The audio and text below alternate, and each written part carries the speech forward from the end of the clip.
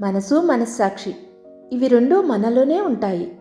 కానీ వాటి స్వభావాలు మాత్రం పూర్తిగా వేరువేరు. అవునా? మనసు మన కళ్ళ ముందు కనిపించే ప్రపంచాన్ని మాత్రమే చూపిస్తుంది. కానీ మనస్సాక్షి మన కళ్ళకు కనిపించని నిజాలను కూడా చూపిస్తుంది. మనసు మనకి ఏం కావాలో చెబుతుంది. మనస్సాక్షి మనకి ఏది సరైనదో చెబుతుంది.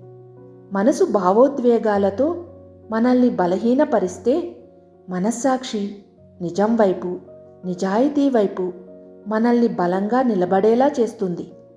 మనసు చెప్పినట్టు వింటే మనకు ఆనందం, ఆహ్లాదం ఉంటాయి.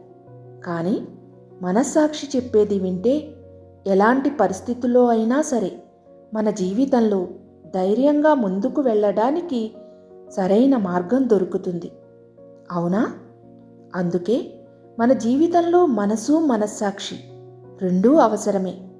కానీ దేన్ని ఎప్పుడు ఎలా అనుసరించాలో తెలిసిన వారు మాత్రమే సంపూర్ణంగా విజయవంతమైన జీవితాన్ని ఆస్వాదించగలరు. నిజమే కదా?